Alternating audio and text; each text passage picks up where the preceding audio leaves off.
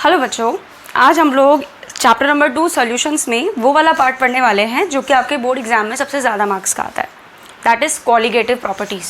ठीक है, आज हम लोग कॉलीगेटिव प्रॉपर्टीज़ पढ़ेंगे, कॉलीगेटिव प्रॉपर्टीज़।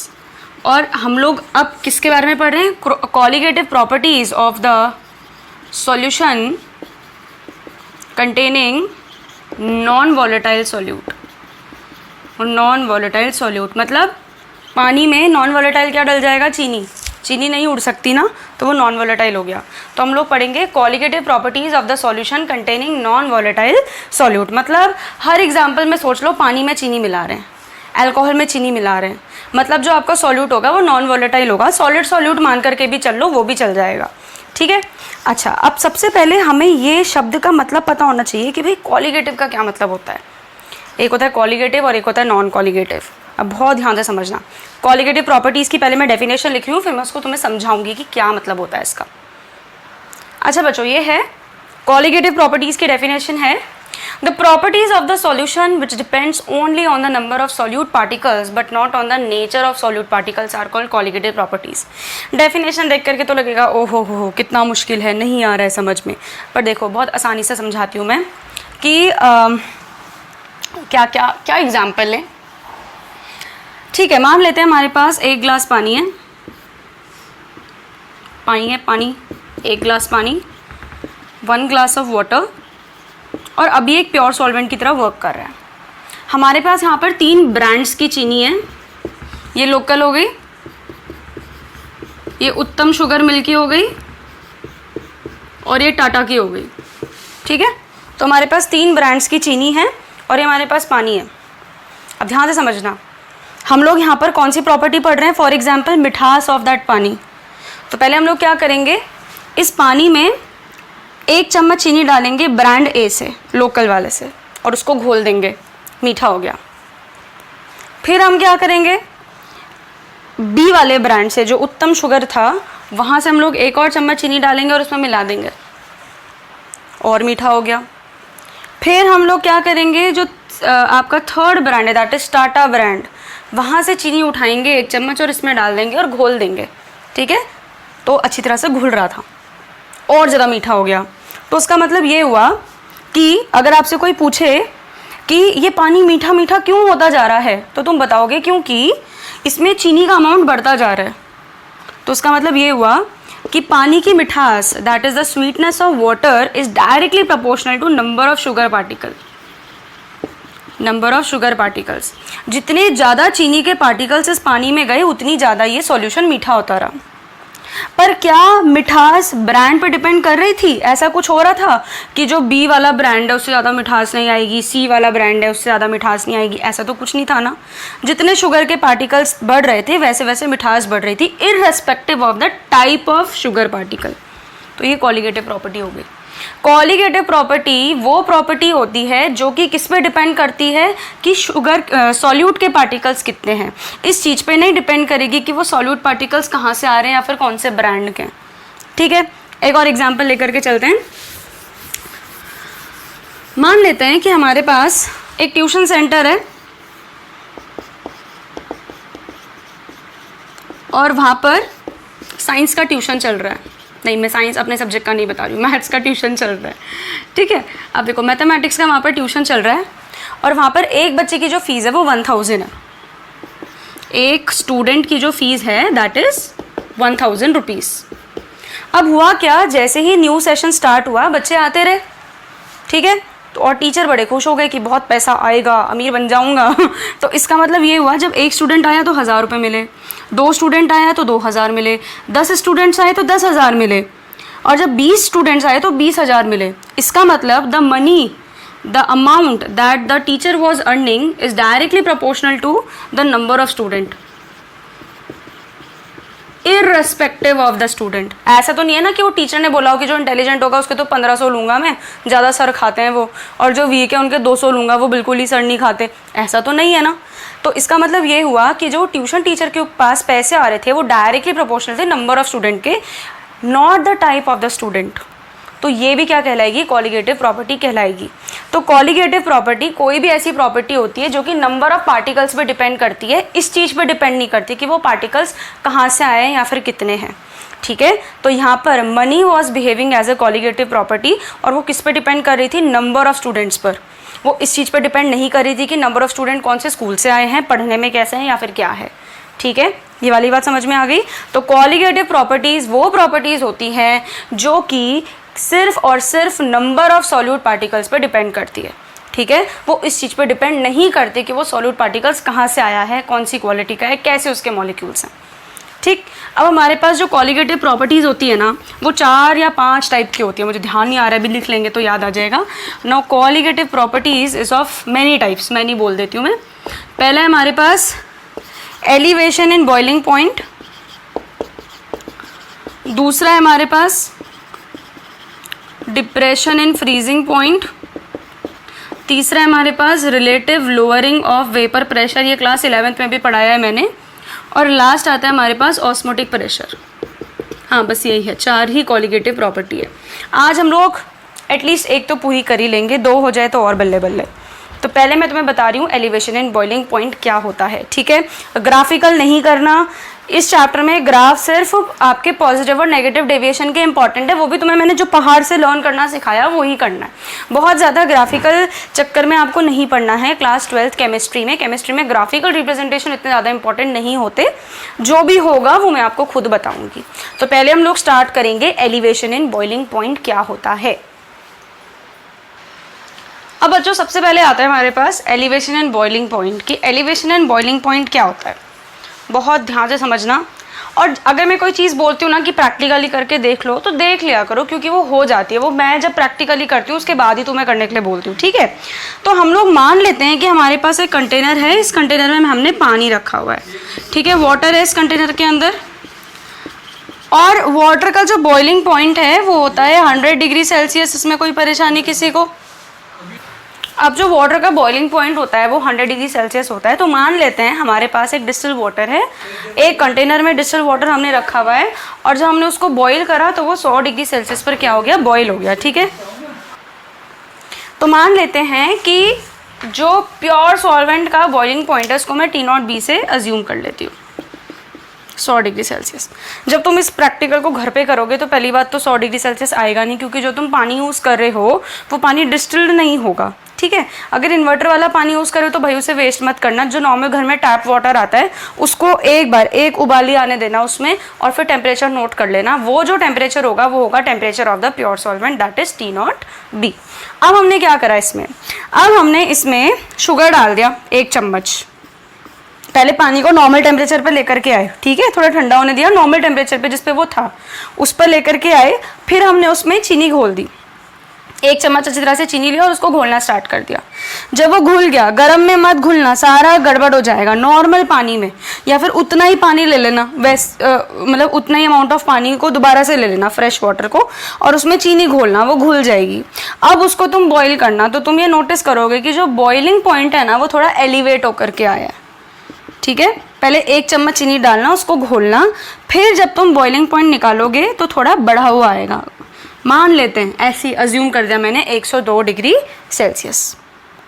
अब जब तुम लोग 1 और चम्मच चीनी डालोगे, जैसे तुमने अब 2 चम्मच चीनी डाल दी, फिर से तुम लोग जब बॉइलिंग पॉइंट कैलकुलेट करोगे तो मान लेते हैं 105 डिग्री सेल्सियस आ गया।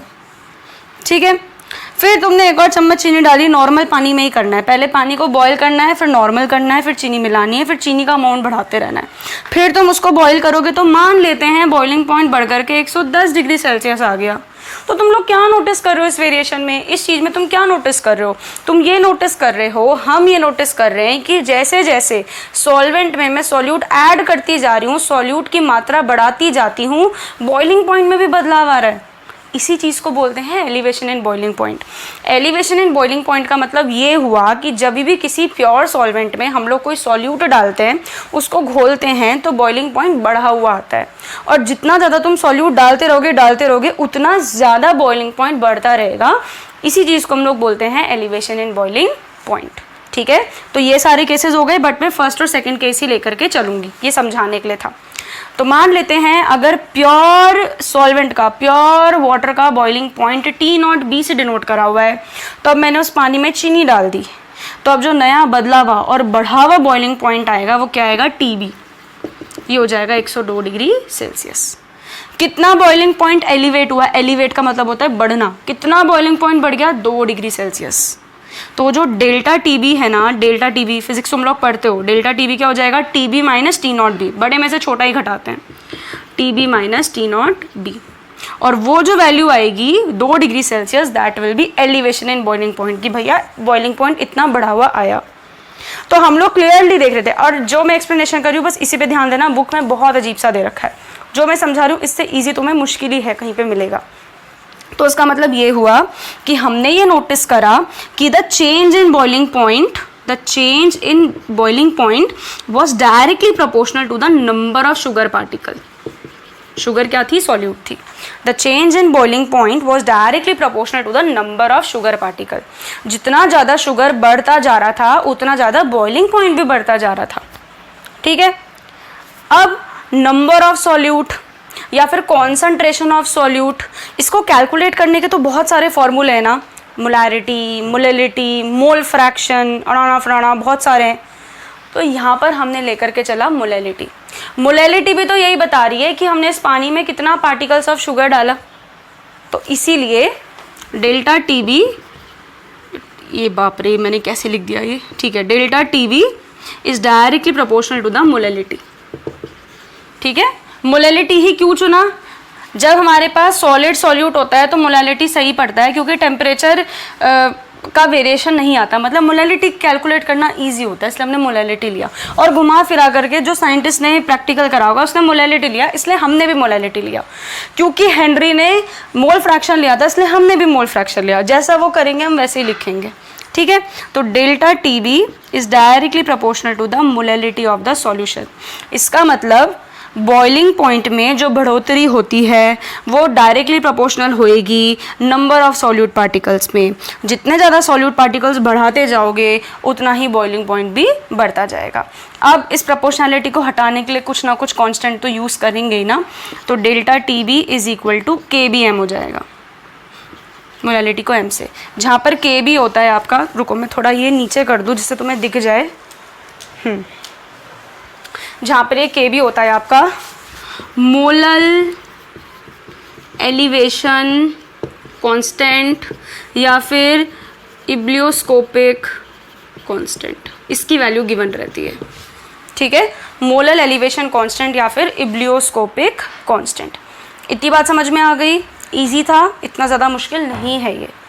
डेल्टा TB हो गया चेंज इन बॉइलिंग पॉइंट, इसको कैसे कैलकुलेट करते हैं, TB माइनस T0B। ये आपका एक्सप्रेशन तैयार हो गया। बहुत आसान है बेटा, बहुत ही, 3 मार्क्स का क्वेश्चन आता है। एक साल एलिवेशन इन बॉइलिंग पॉइंट आता है, दूसरे साल डिप्रेशन इन फ्रीजिंग पॉइंट आता है, मतलब ऑल्टरनेट चलते रहते हैं, पर आता है ज़रूर ये। तो ये आपका एक्सप्रेशन तैयार हो गया। ठीक है, ईजी है। अब इस पर भेजना मैं एक छोटा सा न्यूमेरिकल करवाती हूँ, फिर इसको ख़त्म करते हैं टॉपिक को। अच्छा बच्चों, एक और चीज़ देखो, डेल्टा TB इक्वल टू क्या होता है, KBM होता है। अब मोलैलिटी का फॉर्मूला क्या होता है,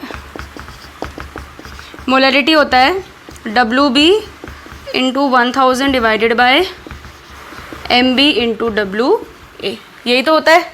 ठीक है, कोई परेशानी इसमें, जहाँ पर B हमारा सॉल्यूट हो गया, A हमारा सॉल्वेंट हो गया, और वाइसा वर्सा, जैसा तुम्हें अच्छा लगे। मैं इसको ना इजी कर देती हूँ, बच्चे बड़ा कंफ्यूज हो जाते हैं, मैं भी हो जाती हूँ। ये हो गया आपका सॉल्यूट, ये हो गया आपका सॉल्यूट, और ये हो गया आपका सॉल्वेंट। अब ठीक है, ये हो गया आपका कंप्लीट। अब यहाँ से रिलेटेड मैं क्वेश्चन बता रही हूँ आपको। अब वो क्वेश्चन मैं लिखूँगी, बहुत सारी लाइंस का क्वेश्चन है, तो मैं क्वेश्चन बोल रही हूँ और स्क्रीन पे डाल दूँगी, फिर मैं इसको सॉल्व करूँगी। तो क्वेश्चन देख लो, अब आपके पास स्क्रीन में क्वेश्चन आ जाएगा। अब क्वेश्चन देखो, the boiling point of benzene is 353.23 kelvin. ठीक है, when 1.80 gram of non-volatile solute was added in 90 gram of benzene, the boiling point is raised to 354.11 Kelvin. Calculate the molar mass of the solute. The Kb for benzene is इतना। ठीक है, ध्यान से समझना अब इस क्वेश्चन को क्या है। अब इसको जो जो चीज़ें हैं इसमें पॉइंट्स पहले वो नोट कर लेते हैं। अब मैं बुक लेकर के आ रही हूँ क्योंकि मुझे दिखेगा नहीं, ऑब्वियसली बात है उतनी दूर से। तो क्वेश्चन ये है, the boiling point of benzene, pure benzene, इसको मैं ऐसे लिख सकती हूँ TB माइनस T0B, ठीक है। The boiling point of benzene, जब बेंजीन प्योर था तो उसका बॉइलिंग पॉइंट कितना था, एक सेकेंड, बापरे कितनी भारी बुक है ये, ठीक है। जब बेंजीन प्योर था तो उसका बॉइलिंग पॉइंट कितना था, 353.23 केल्विन, ठीक है। When 1.80 gram of a non volatile solute, solute का W दे रखा है हमें, W ऑफ सॉल्यूट कितना दे रखा है 1.80 gram, was added in 90 gram of benzene. W of solvent कितना है 90 ग्राम, W ऑफ सॉल्वेंट कितना दे रखा है 90 gram. The boiling point is raised to 354.11, तो जो बॉइलिंग पॉइंट है वो बढ़ गया, कितना बड़ा होगा आपका, ये है 354.11 केल्विन। और KB ऑफ बेंजीन दे रखा है आपका 2.53 kg किलोग्राम पर मोल। अरे मैं इसकी SI यूनिट निकलवाना भूल गई, चलो कल बता देंगे। हमें क्या कैलकुलेट करना है, हमें कैलकुलेट करना है molar mass of the solute, मतलब इसको कैलकुलेट करना है। अब वैल्यू सब्स्टिट्यूट कर दो, TB की जगह क्या पुट करेंगे 354.11, सॉल्व तुम लोग करोगे, मैं नहीं कर रही हूँ। T0B की जगह क्या आ जाएगा 353.23, इन दोनों को पहले सॉल्व करके रख देना, इजी पड़ जाएगा। KB की वैल्यू कितनी है 2.53, मैंने गलती कर दी इसको ऐसे पकड़ के, चलो कोई नहीं। अब W ऑफ सॉल्यूट कितना गिवन है 1.80 और W ऑफ सॉल्वेंट कितना गिवन है 90। हमें क्या कैलकुलेट करना है, मास ऑफ द सॉल्यूट। अब आप सॉल्व कर लोगे वैल्यू सब्स्टिट्यूट करके, तो बस आज आपको इतना ही सॉल्व करना है, इतना ही पढ़ना है। इसके न्यूमेरिकल अच्छी तरह से कर देना, मैं 1 2 3 न्यूमेरिकल तुम्हें भेज दूंगी और ज़्यादा करने की भी नहीं ज़रूरत है। तो आज इतना ही रखेंगे, कल हम लोग आगे का लेक्चर पढ़ेंगे, बस अब ख़त्म ही होने वाला है चैप्टर, ठीक है बच्चों। Thanks a lot.